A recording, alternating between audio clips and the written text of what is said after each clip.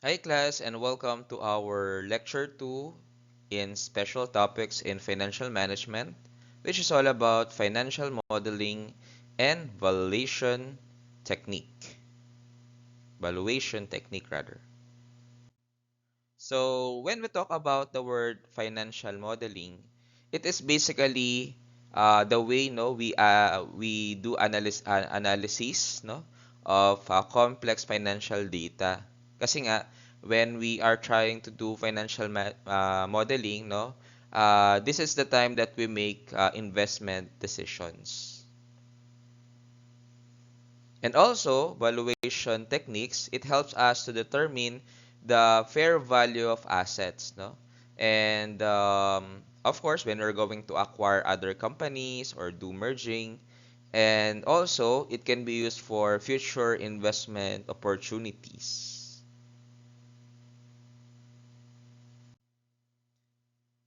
Let's proceed with the building financial models for investment analysis.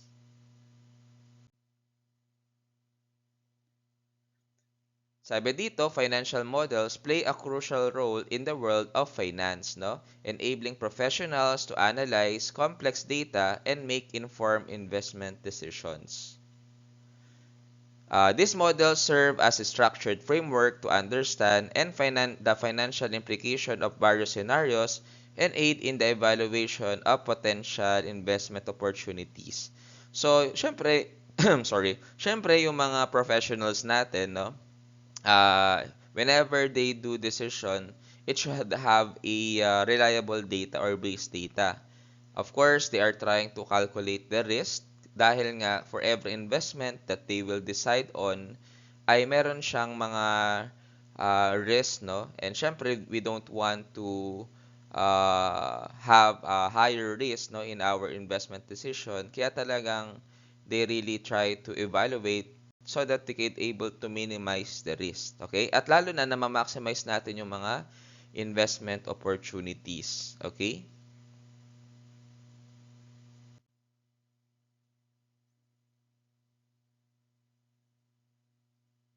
Assumptions, no, at the core of any financial model are the assumptions.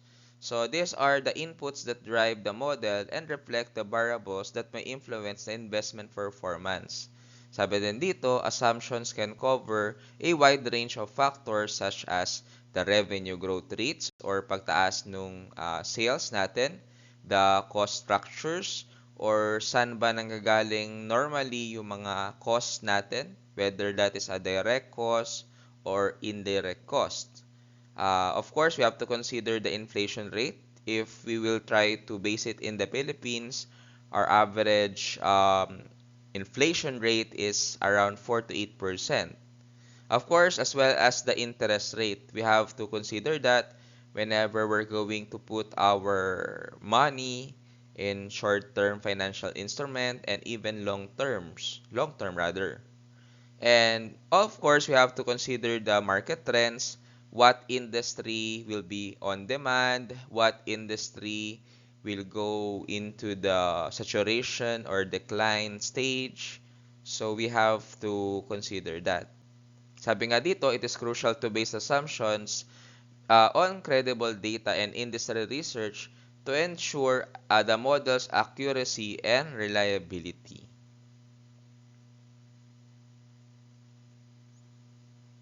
Data inputs. Financial models rely on data to quantify the impact of different assumptions on the investment performance. So, kagaya nga kanina, yung mga revenue growth rates, cost structures, ito yung nagiging basis natin. This data can include historical financial statements, no? Pwede rin in terms of the market data, pwede rin in terms of economic indicators like the GDP, GNP, 'di ba? And any other relevant information. Accurate and up-to-date data is essential to produce reliable outputs and facilitate better decision making.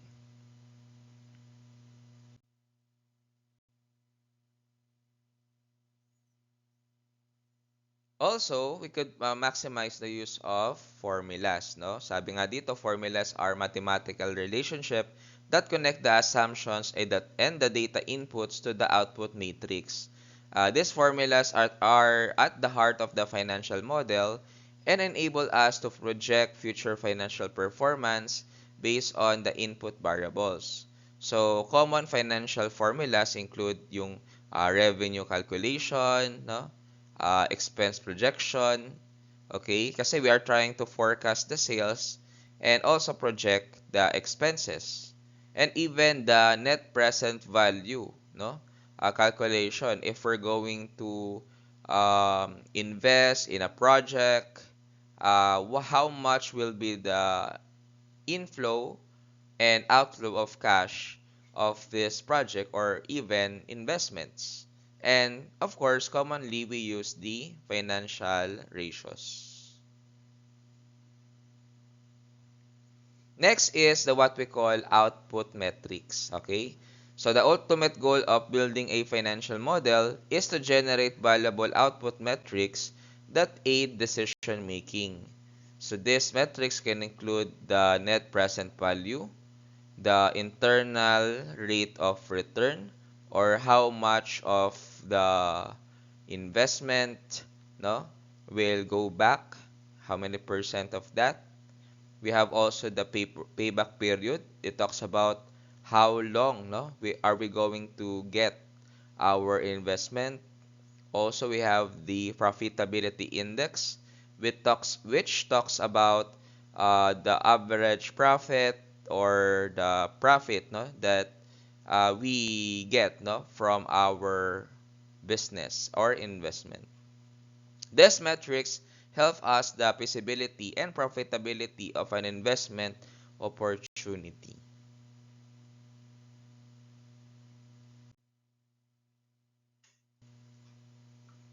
So now let's proceed with the importance of sensitivity analysis and scenario testing.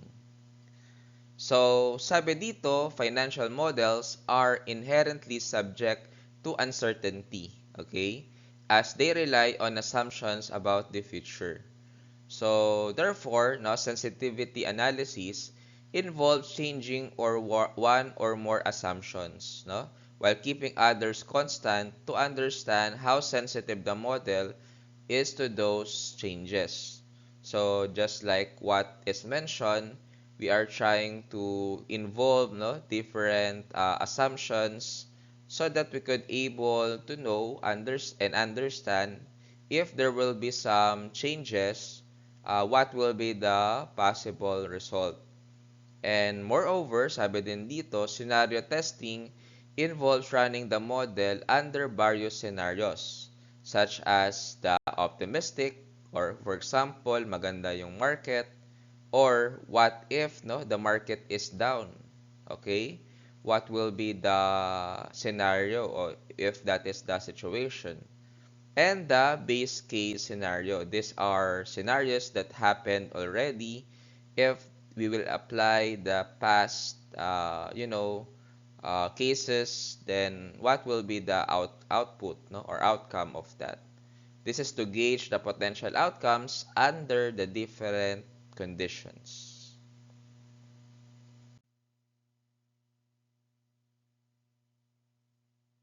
Sensitivity analysis and scenario testing are critical in investment analysis because they allow us to, number one, identify key drivers. Okay, it pinpoint the assumptions that have the most significant impact on investment performance and helping us on the critical variables. It could be the revenue, the expense, the profitability index. So this will be this will identify what will be our key drivers and also evaluate risk exposure. It helps us to understand the potential risks associated with the investment and how changes in market condition or other factors can affect its performance. Also, the third one is of course to make informed decision armed with the insights from sensitivity analysis and scenario testing, we can make more informed and well-rounded investment decisions. Now let's proceed with valuation methods discounted cash flow, or the DCF.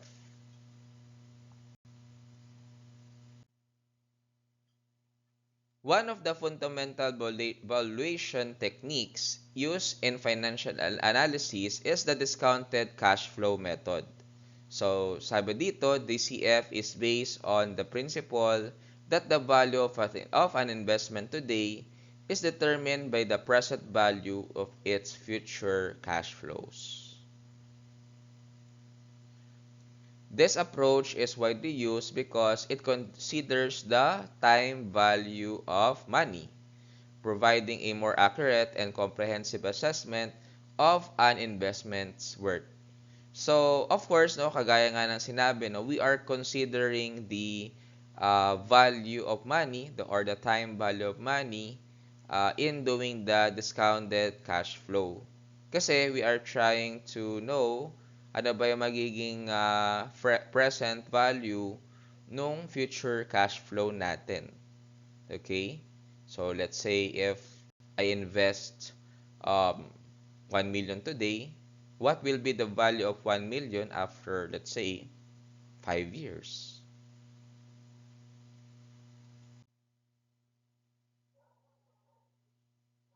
So these are just some terms that you need to remember.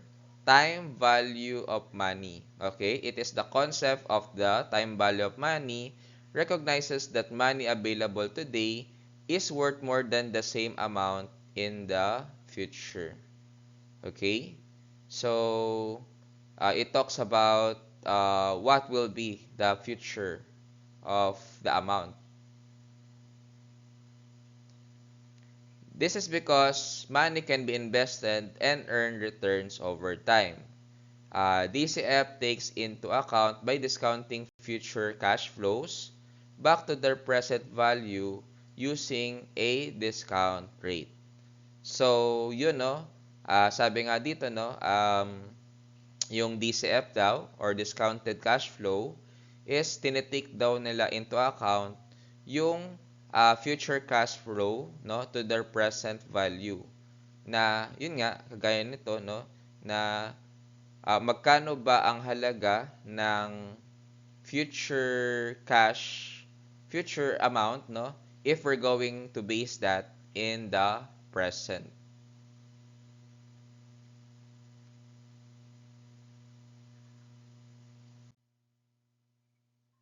So these are the steps in DCF valuation. Number one, you have to project the future cash flows.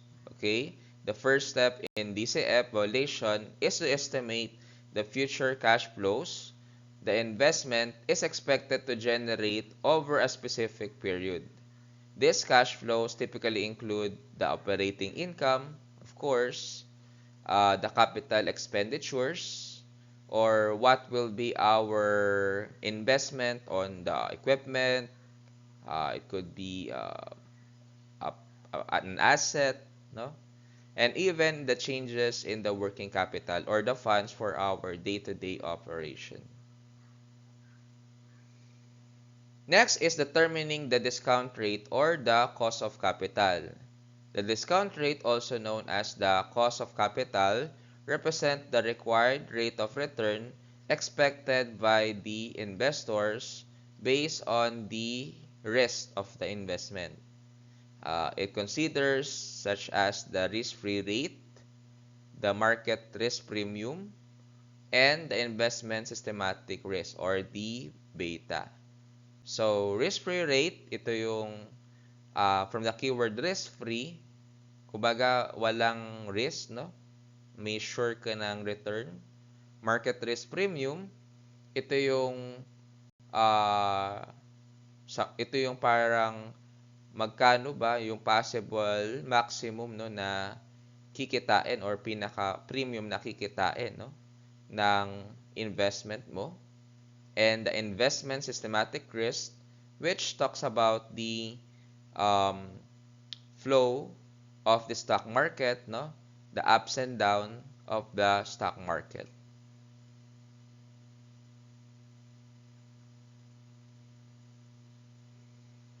And then calculating the present value of cash flow. So once the future cash flows and the discount rate are determined, okay, DCF model discounts each cash flow back to its present value using the formula, this one, no? Ayan. Where PV is the present value, CF is the cash flow in the future period, R is the discount rate, and N is the number of periods in the future.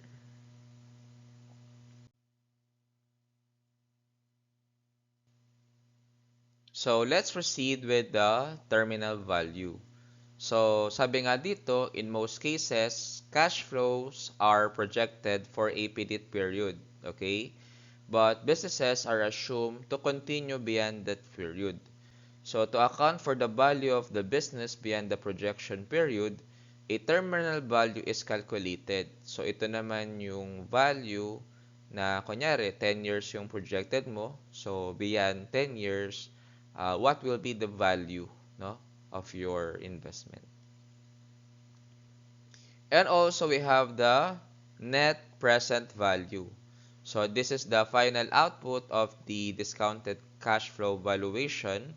Okay, NPV is the difference between the present value of cash inflows or the future cash flows and terminal value and the present value of cash outflow or the initial investment. Siyempre, a positive NPV suggests that the investment is expected to generate returns, okay, that exceed the cost of capital.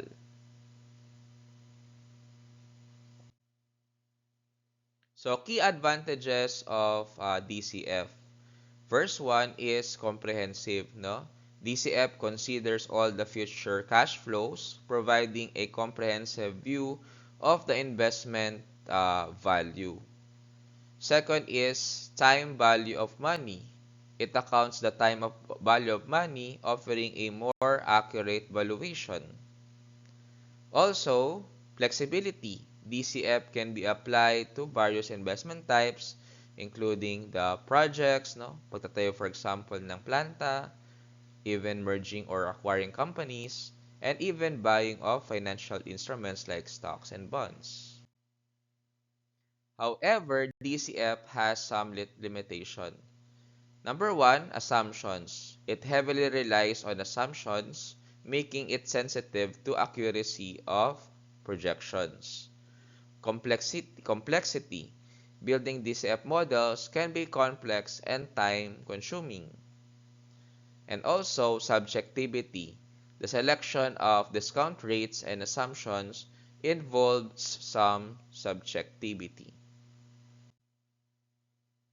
So this is an example of DCF, no?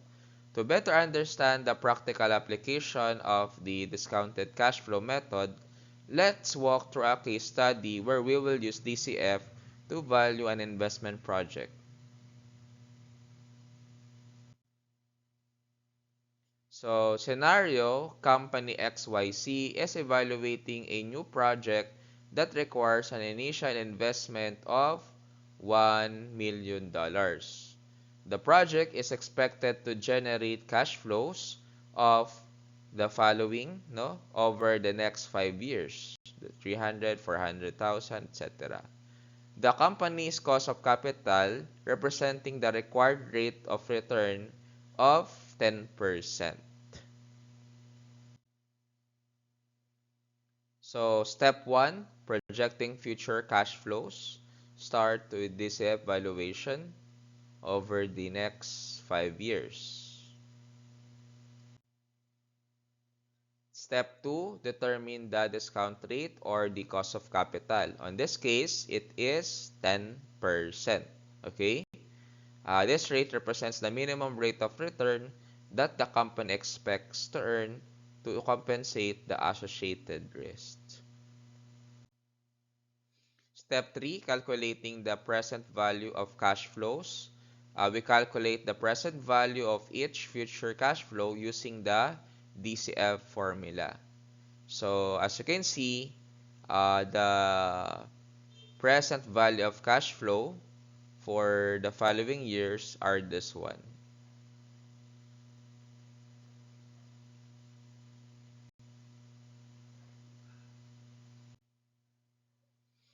Calculating the net present value. To find the net present value of the project, we sum up the present value of all cash flows and subtract the initial investment. So, as you can see, we're trying to add all of the present value and we're going to subtract it with the initial investment. So, this is the result.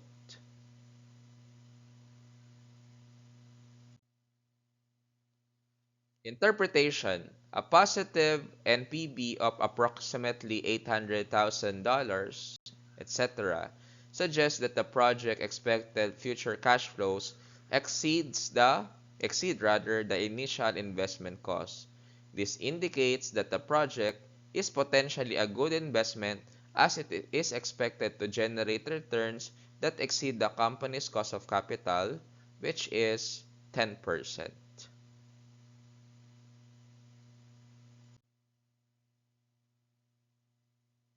So, implication for investment decision.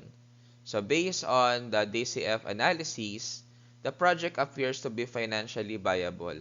However, it's essential to consider other factors such as market conditions, yung nangyayari sa market, no, using the beta and industry analysis, competitive landscape, and even strategic alignment before making a final investment decision. Valuation methods, relative valuation. In addition to the discounted cash flow, another widely used valuation approach is the relative valuation, also known as comparable company analysis or multiples-based valuation. So relative valuation involves comparing the financial metrics of a company with those similar firms in the same industry to determine its relative value. So sabi din dito, this method is especially useful when valuing publicly traded companies, okay, for which market data is available.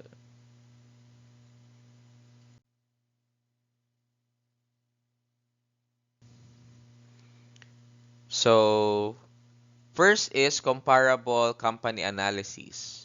This is the first step in relative valuation, no? Which is to identify a group of comparable companies within the same industry as the one being valued. So these companies should have rather similar business models, their growth prospects, no, risk profiles, and operating characteristic. Kasi pag hindi siya comparable or uh, they are not similar, no? Possible that the relative valuation will not be considered a reliable, will not, no, have reliable results. So, second one is the valuation multiples. So, sabi dito, relative valuation relies on valuation multiples which are ratios calculated using the various financial metrics. So, ano-ano ba yung mga ratio na yon? We have the price to earnings, no? Magkano ba yung presyo, for example, ng isang stock at magkano ba yung in-earn niya? Price to sales, of course. Earnings is more of the profit while sales is on the revenue. We have the price to book, no? Book value is ito yung parang net asset value no, na pag tinotal mo yung asset, minus mo sa liabilities, dinivide mo sa outstanding shares. So, yun yung price to book value. And of course, the enterprise value, medyo malawak to, no? Mas maano yung formula niya, which talks about the value of the whole enterprise and the earning before income, uh, income before tax, or the EBITDA, no? So medyo mas maano yan, mas malawak na ratio yan.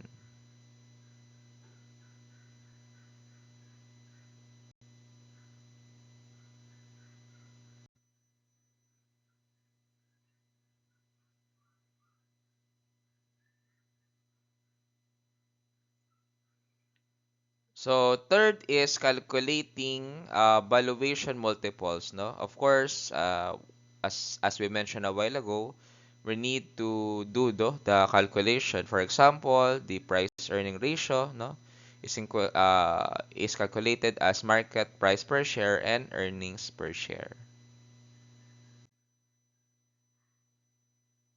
So, valuation assessment. So, once the valuation multiples are calculated for the comparable companies, we apply these multiples to the financial metrics of the company being valued to estimate its fair value. For instance, if the average price to earning ratio of the comparable companies is 20 and the earnings per share of the company is valued is 3, then the estimated for value would be 20 times $3 or 60 per share. So, when we say the word for value, ito yung parang estimated, no, na tunay, no, or true value of a share, no, kasi nga $3 lang, no, yung sa company mo, then average is 20, no? So this is just a estimated fair value. Key advantages of relative valuation.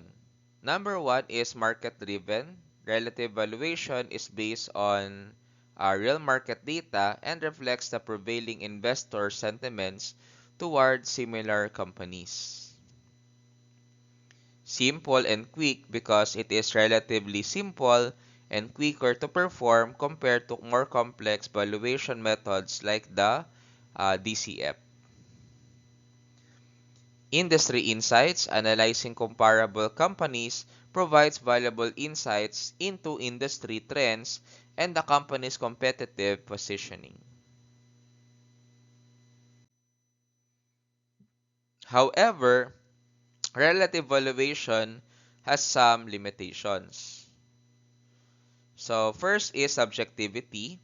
The selection of comparable companies and the choice of valuation multiples involved some subjectivity.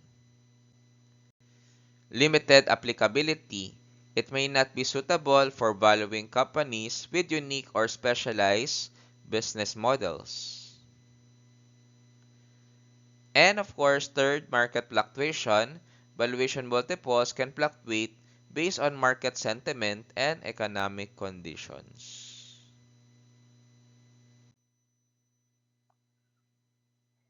Relative valuation example. To further illustrate the practical application of relative valuation, let's go through a case study where there will be a conduct of relative valuation of a company using relevant valuation multiples. So we will assess the fair value of company ABC, a publicly traded company in the technology sector. Here is the scenario. Company ABC operates in the technology industry and we have identified a group of comparable companies with similar rather business models and financial characteristics. The key valuation multiples for these comparable companies are as follows. We have the average price to earning ratio, average price to sales ratio, average price to book ratio, which is these are the results, and average enterprise value to EBITDA, which is 12.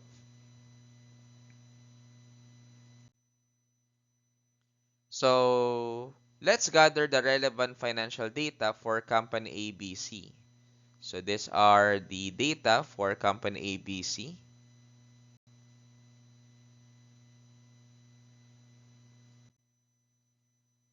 So step 1, calculating estimated per value using the price to earning ratio. Using the average price to earning ratio of comparable companies, we can estimate the fair value of the company ABC shares. So as you can see, the estimated fair value is based on this one. We're going to multiply the price to earning ratio to the earning price ratio of this company ABC, which is $112.5. Step 2, calculating estimated fair value using the price to uh, share ratio. Okay? So, using this sales rather. So, PS ratio of comparable companies, no, we can estimate the fair value of companies ABC shares, which is PS ratio times the sales per share estimated fair value, which is 3.5 times $15 or 52.5 per share.